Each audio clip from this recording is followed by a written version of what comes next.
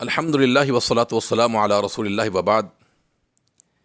استخارے کے حوالے سے ہم نے یہ بات بیان کی کہ کن کن امور میں استخارہ کرنا چاہیے اور کن کن امور میں استخارہ انسان کو نہیں کرنا چاہیے۔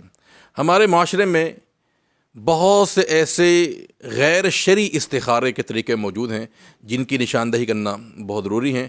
وہ غیر شرعی ہیں اور باطل ہیں، اسلام سے کوئی تعلق نہیں ہے۔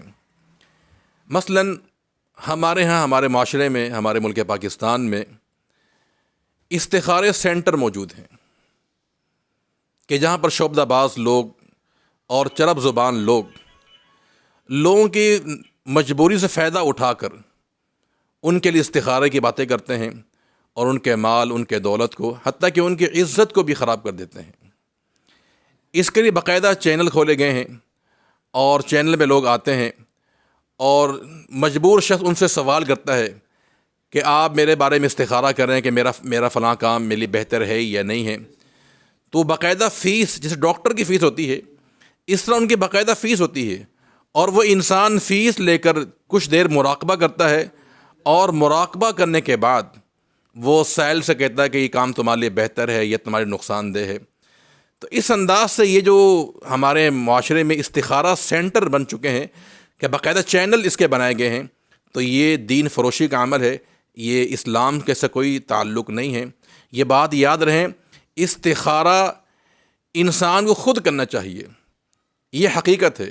کسی اور سے اپنے لیے استخارہ کرنا یہ اللہ کے نبی صلی اللہ علیہ وسلم سے ثابت نہیں ہے۔ یہ ہاں، اگر آپ کا اس میں کوئی عمل دخل شامل ہے تو پھر ٹھیک ہے۔ مثلاً جیسے ایک باپ ہے، وہ اپنی بیٹی کے بارے میں استخارہ کرتا ہے، چونکہ بیٹی کا باپ سے ایک تعلق ہے تو باپ بھی استخارہ کر سکتا ہے، بیٹی بھی استخارہ کر سکتی ہے۔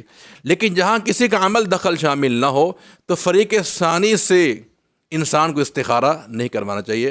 تو ہمارے معاشرے میں یہ بہت بڑی زبردست غلطی ہوتی ہے کہ لوگ کسی اور سے استخارہ کراتے ہیں۔ دیکھیں، جتنی خیر خواہی آپ اپنے بارے میں رکھتے ہیں، کوئی اور آپ کے بارے میں نہیں رکھے گا، تو مجبوری آپ کی ہے۔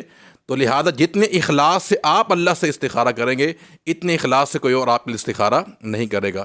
اور ویسے بھی جو دعائے استخارہ ہے، اگر ان کے الفاظ پر غور کیا جائے تو وہ الفاظ بھی اس بات کی نشاندہی کرتے ہیں کہ استخارہ انسان کو خود کرنا چاہیے، کسی اور سے نہیں کروانا چاہیے۔ بہرحال یہ جو ہمارے استخارہ سینٹر کھولے گئے ہیں، یہ سراسر باطل ہیں اور یہ دین فروشی کا عمل ہے۔ یہ نمبر 2، ہمارے یہاں ایک عمل استخارے کے حوالے سے بھی ہے کہ تسبیح اور استخارہ، کہ چینل پہ انسان آتا ہے، اس کے ہاتھ میں تسبیح ہوتی ہے اور وہ ایک دانے پہ کہتا ہاں اور ایک پہ کہتا نہ۔ آخری دانے پر جو بھی الفاظ آئیں، وہ ہاں ہو یا نہ ہو، اسی کے مطابق فیصلہ کیا جاتا ہے اور اسی کو اپنی کامیابی تصور کیا جاتا ہے۔ یہ طریقہ بھی غیر شرعی ہے، باطل ہے یہ۔ اور نمبر 3، ہمارے یہاں ایک اور ہے کہ قرآن مجید اور استخارہ، کہ قرآن کا کوئی بھی صفحہ کھول لیا جائے اور اس کے کسی بھی آیت کو لے کر اور مرضی کا معنی اور مرضی کا مفہوم بیان کر کے اس سے بھی استخارہ کا نتیجہ اخذ کیا جاتا ہے، یہ بھی غیر شرعی ہے اور غیر اسلامی ہے یہ۔ اور ایک تصور جو زمانہ جاہلیت میں تھا کہ لوگ تیر پھینک کر جو ہے وہ اپنے مستقبل کے بارے میں معلومات دیا کرتے تھے، یہ بھی، اس کو بھی اسلام نے ناجائز اور حرام قرار دیا ہے۔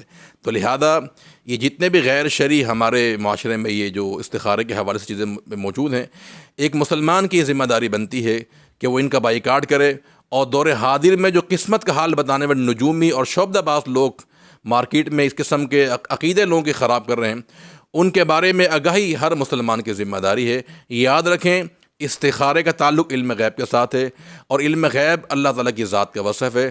دنیا میں کوئی بھی مائیکل آل ایسا نہیں ہے جو آپ کے مستقبل کے بارے میں یا آپ کی بگڑی بنانے والا ہو یا استخارے کا معاملہ ہو۔ یہ تمام امور اللہ تعالیٰ کی ذات سے انسانوں کرنے چاہیے۔ اللہ تعالیٰ ہم سب کے عقیدوں کی اصلاح فرما دے۔ اللہ تعالیٰ ہمیں جو شرعی استخارہ ہے اس طرح کرنے کی توفیق عطا فرما دے۔ وآخر دعوانا الحمدللہ رب العالمین۔